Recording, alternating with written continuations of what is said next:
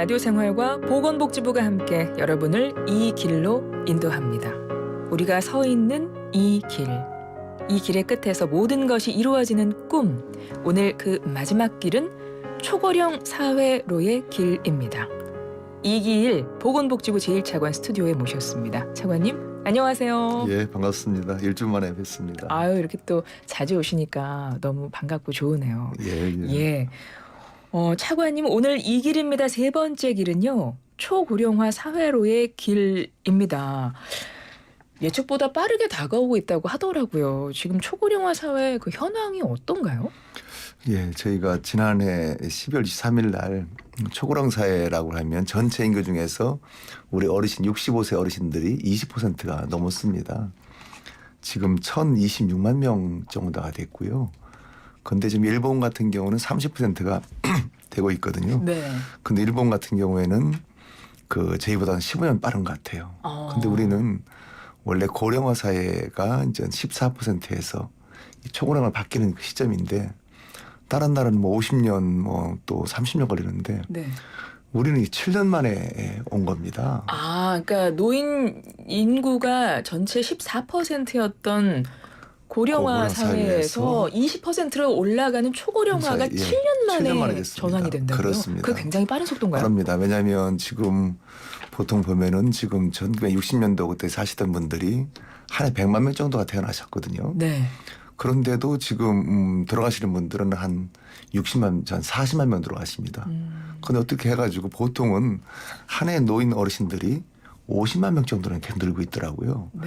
그러다 보니까 매년 1%씩 늘어나는 거예요. 그래서 너무 참 빨리 늘어나고 있다 그런 생각이 들기도 하고 그런 뭐 요인 중에 여러 가지는 한편은 건강상도 좋아지기도 그렇죠. 하고 또 의료 혜택도 요즘 많이 좋아졌잖아요. 근데 이러다 보니까 걱정이 그런 겁니다. 그러니까 지금 같은 경우에는 4명이 청년 4명이 한 명 어르신들을 부양하고 있거든요. 네.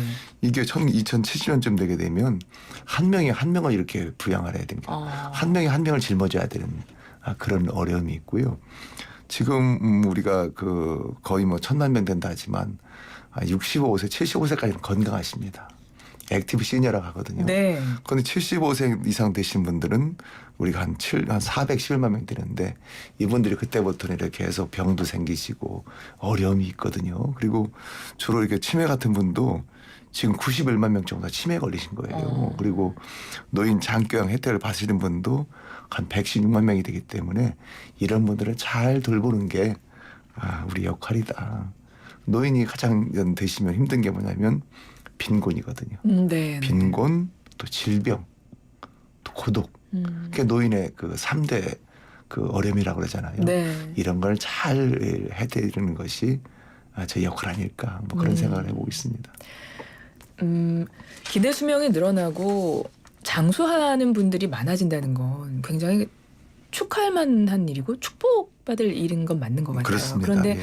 그분들의 삶의 질을 생각을 했을 때 우리 사회에서 그것을 그분들의 삶의 질을 유지할 수 있도록 해드릴 수 있는 부분 이제 여기서 우리의 고민거리가 나타나는 것 그렇습니다. 같거든요. 그리고 그렇게 어르신들이 많이 늘어나는 반면에 또 애들이 많이 태어나야 되거든요. 저출생 지금 문제. 옛날에 100만 명 태어난 아들이 지금은 23만 명 타고 있으니까요. 네. 50년 만에 4분의 1 줄어가지고 그게 더 문제입니다. 맞습니다. 그래서 예, 그 인구 구조는 어떻게 할 것이냐. 정말 고민해야 할 것들이 너무 많지만 오늘 초고령화 사회로의 길에서 좀 여쭤보고 싶은 것은 논의가 지금 한창 되고 있는 것지 그게 보면 노인 연령에 대한 부분인 것 같아요. 지금 네, 65세로 돼 있죠. 지금 65세입니다. 공식적으로는. 그렇습니다. 근데 그것을 지금 상향해야 되는 거 아니냐. 이런 그런 전 사회적 여론이 뜨겁고요. 예. 가만히 보니까 저희가 노인복지법이 이제 1981년도에 개정이 됐거든요. 예. 처음에 이제 만들어졌는데 그때 26조에 경로부대라는 조항이 있습니다. 그런데 그 조항에 보면 65세 이상의 분들에게 뭐 고궁등원, 박물관 등을 무료로 이용하거나 아니면 할인할 수 있다는 그런 그 조항이 있게 돼 있는데요. 네.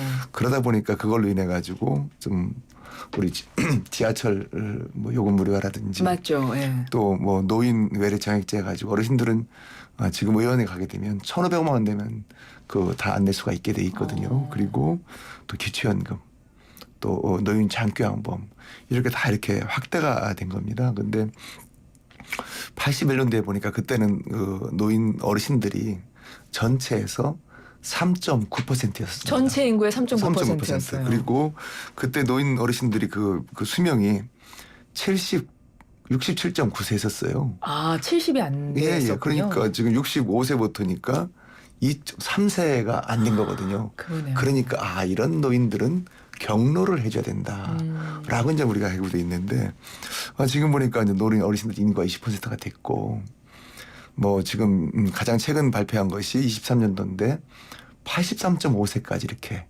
살고 계시는 평균 수명이 지금 83.5세인가요? 그렇습니다. 그러니까 많이 늘다 보니까 야 그러면 이게 경로가 그게 맞느냐 그런 얘기가 이제 나오게 된 거고요.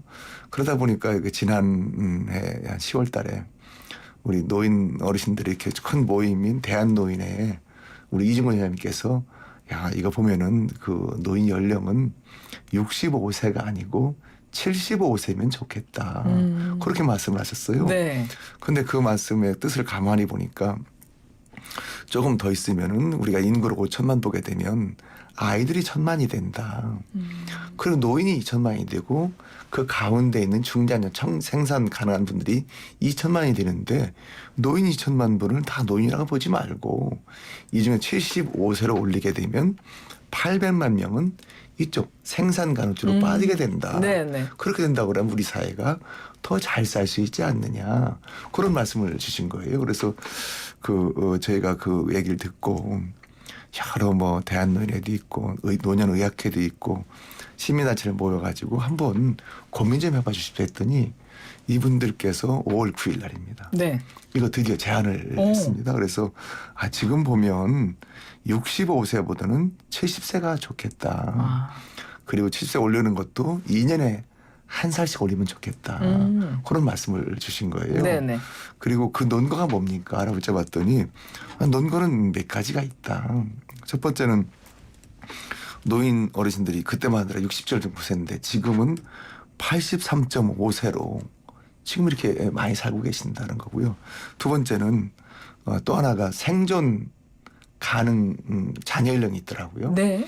그 살아있는 거에 15년 전을 추산을 하면 좋다. 그래서 그게 지금 70 넘지 않느냐. 그리고 그 어르신이 생각하는 노인이 몇 살입니까? 여쭤봤더니 65세 이상 어른이 생각하는 노인 그 나이가 71.6세입니다. 그러니까 76세쯤 돼야만이 우리가 노인이라고 볼 수 있다. 그래가지고 저희가 그걸 받아가지고 어차피 이건 모든 게 개별법에 다 들어가 있거든요. 기초연금은 뭐 국민연금법 기초연금법에 들어가 있기도 하고 뭐 다 그렇기 때문에 네. 그런 것을 저희가 하나씩 따져가지고 또 사회적인 또 합의는 돼야 됩니다. 맞죠. 그리고 또 한편으로는 지금 받으시는 어르신들은 또 받아야 되는 거거든요. 네. 그들 혜택은 가야 되는 건 그잖아요. 다만 새롭게 들어오시는 분들을 어떻게 할 건지를 저희가 고민하면서 또 서로 사회적 의견을 드리면서 하나하나 해나가려고 하고 있습니다.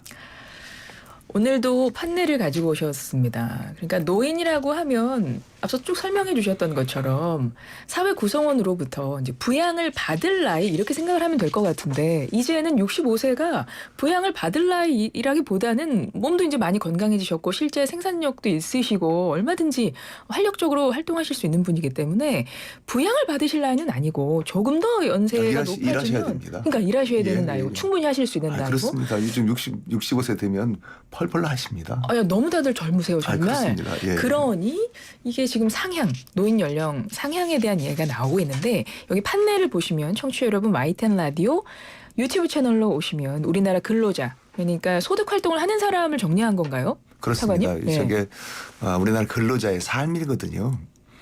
주된 일자리 퇴직이 보통 49세쯤 퇴직을 하십니다. 네. 가장 안정건 60세까지 하시면 제일 좋은데 보통 49세가 되시고요. 또 고령자 고용법상의 고령 노동자는 55세입니다. 그리고 법적 정년은 60세거든요. 그리고 국민연금 수급 연령이 63세이고 그 사이 껴있는 것이 노인 되는 나이 65세가 되고 기대수명 이만큼 살겠다는 그런 연령이 83.5세가 되거든요. 네네. 그래서 저희가 이렇게 되어 있는데 이번에 저희가 왜 연령 문제가 생겼는 거 하니 지난번에 저희 그 국민연금에 대한 우리가 종합계획을 발표를 할 때 네. 그 지금까지는 국민연금을 가입하는 분들이 18세부터 59세까지입니다. 그런데 이분들을 64세까지 그거를 하자. 왜냐하면 노인 연령이 되니까요. 그렇죠. 조금 더 있으면 지금 수명이 63세지만 조금 65세가 되게 돼 있거든요. 네네. 그러다 보니까 많은 분들이 야 그렇다고 하면 돈을 벌어야 될 거 아니냐. 60부터 64세까지가 크레바스가 되는데 그때를 돈을 벌 수 있도록 해라. 그러다 보니까 정년 문제가 생기게 된 거고 정년 문제가 생기다 보니까 다시 이제 이렇게 노인 연령 문제가 생기게 된 거거든요. 그래서 네. 저희도 이렇게 일본 같은 경우는 지금 그 공무원들은 65세까지 연장이 되고 있고요. 네. 일반인 같은 경우 65세에서 70세로 연장이 되고 있습니다. 그래서 그 이유를 가만히 보니까 일본은 그 단가의 세대가라고 해가지고 47년부터 49년도에 태어나신 분들이 한 해 260만 명씩 태어나가지고 780만 명이 있습니다. 예, 예. 2010년쯤 되니까 이분들이 60세가 되는 거예요. 그러다 보니까 그때만 하더라도 한 해 260만 명이 퇴직을 하는데 그때 들어올 사람들은 1980년대 그때쯤 된 사람들은 150몇 명 들어오니까 100만 명 네네. 정도가 펑커나게 돼 있는 거거든요. 그러다 보니까 자연적으로 집에 있는 그 와타나베 부인들이 좀 일을 좀 더 해라. 노인 어르신들이 일을 더 해라. 그렇게 해가지고 정년이 연장된 거거든요. 그래서 우리도 점차 우리 어르신들이 이렇게 60이 퇴직하지 말고 일을 더 좀 하시고 또 한편 노인 연령 같은 경우도 점차 이렇게 지금 제한되는 대로 사회적 합의를 통해서 점차 이렇게 올려가야 되지 않을까. 그런 것이 바람직하지 않을까 그런 생각을 해보고 있습니다. 그러면 노인 연령이 상향이 돼서 그럼 그때부터 만약에 국민연금을 예로 든다면 그때부터 수령을 하는 것이고 아까 소득 활동하는 시간이 조금 한 5년 정도 늘어난다고 하면 국민연금을 내는 납부하는 기간도 그만큼 늘어난다는 얘기인 거잖아요. 예, 예. 그러니까 여러 가지가 지금 다 연계가 돼 있기 때문에 그러니까 뭐 사회 시스템이 다 같이 개혁이 돼야 되는 문제입니다. 복지제도 대체로는 이 선진국 같은 연금. 경우에는 그렇게 하고 있거든요. 예.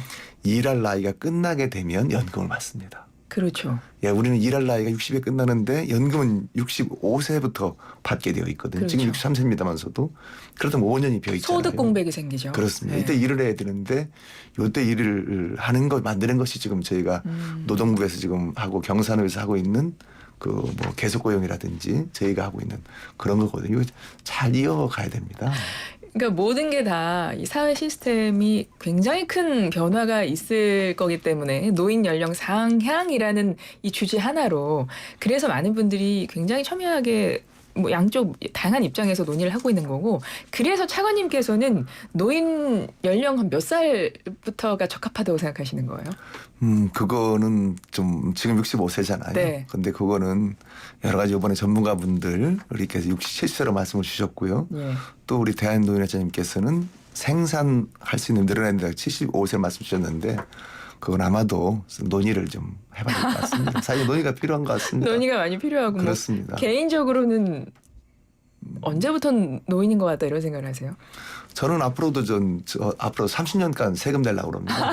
예. 저는 그 세금을 받는 사람이 네. 아니고 예. 30년간 세금을 내려고 합니다. 일을 예. 해야죠. 그럼 한 90세 돼야 되나요? 한 몇 세? 한 80세 되면 되는 건가요? 제가 그 사이에 껴 있습니다. 뭐 이렇게 뭐 한 80세 언저리 정도로 생각하시는 것 같습니다. 그 이상 갈 수도 있습니다. 그 이상 근데 지금 우리 김영석 교수님 보면 이제 106세인데도 맞습니다. 지금 1년에 뭐 강의를 160번 다니시잖아요. 그렇죠. 그래서 제가 가장 존경하는 분이십니다. 예, 그리고 또 하나 우리 존경하는 분이 계셨는데 우리 송혜 선생님이시잖아요. 네. 다행히 돌아가셔가지고 제가 좀 되게 안타깝게 아쉽게 생각하고 있습니다. 네. 내년부터는 통합 돌봄지원법 시행 앞두고 있습니다. 어떤 서비스인가요? 간략히 설명 부탁드려요. 예, 오늘 신문에 났던데요. 우리 국민 79%가 노후 돌봄은 살던 집에서 계속 받겠다. 네.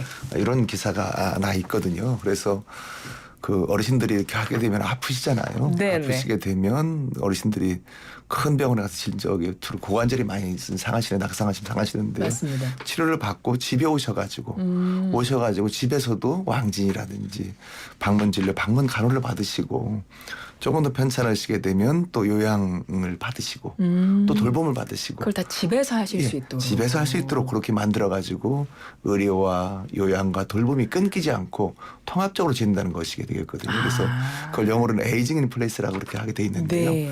그런 거를 잘 저희가 만들어 볼 그런 계획도 있고요. 지금 마침 시범 사업을 저희가 한 몇 년 전부터 하고 있었습니다. 그렇기 때문에 내년도 3월 28일 날 시행이 됩니다. 네. 그래서 그때쯤 되면 진짜 어떻게 보게 되면 우리가 병원 어디 있죠? 병원에 퇴원하시거나 내가 좀 몸이 불편하거나 그럴 경우에는 동사무소라든지 또 건봉단에 가셔가 신청만 하게 되면 그분들을 잘 이렇게 판정을 합니다.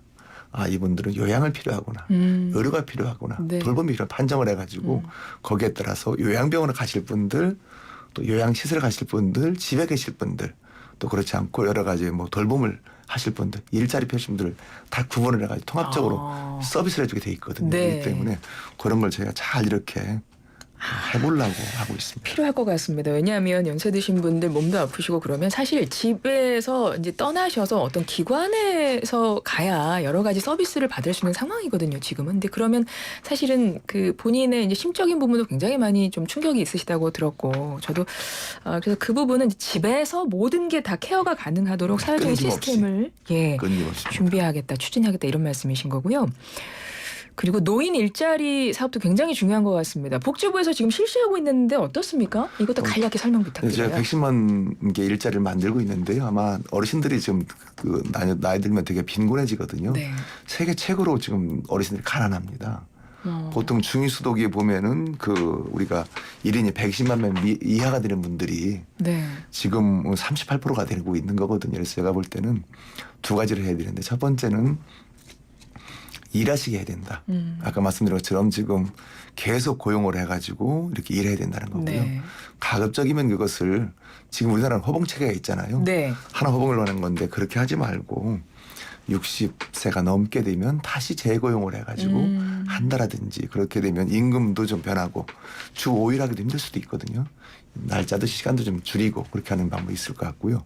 그래서 지금 열심히 일을 하고 그 다음 단계로는 우리가 노인 일자리라고 그래가지고 때로는 뭐 학교 앞에서 이렇게 뭐 학교 신호등에서 녹색 할아버지도 있기도 하고 네네. 또 풀을 뽑기도 하고 또 어디죠 이렇게 노인 어르신들이 바리스타 하기도 하고 다 하는 게 있거든요. 맞아요, 맞습니다. 그게 110개 일자리가 있습니다. 그런 이 일을 통해서 우리가 저기 좀 소득을 얻는 세금을 내는 게 아니라 세금을 저기 받는 게 아니라 내는 그렇게 해야 되거든요. 제가 이 어르신을 만나보니까 일을 하니까 되게 좋다는 거예요. 그러시죠. 첫 번째는 자신감이 생긴다는 거예요. 네. 그리고 그 일하시는 분들이 일 안 하신 분보다 한 달에 7만 원 정도를 의료비를 덜 냅니다.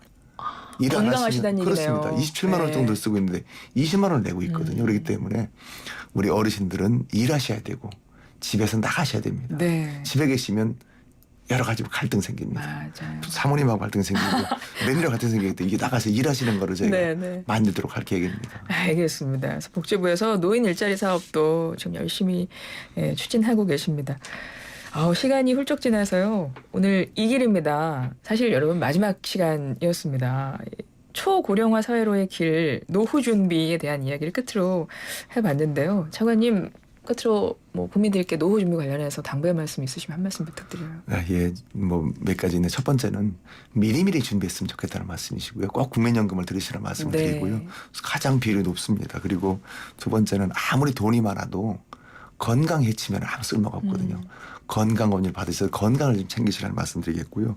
마지막으로는 항상 저기 모든 일에 긍정적으로 감사하면서 하는 것이 늘 좋겠다. 그런 생각을 항상 가지고 있습니다. 항상 감사하고 또 배려하고 그렇게 사시면 정말 행복한 세상이 될 것 같습니다. 네, 오늘 마지막 시간이었는데요. 소감 한 말씀 끝으로 짧게 부탁드립니다. 어떠세요? 예, 제가 이번에 이 길입니다를 3번에 걸쳐 네. 했습니다. 연금의 길, 또 저출산의 길, 고령화의 길이거든요. 정말 저는 우리나라가 정말 이렇게 더 행복하고 잘 살기를 바라고 있습니다.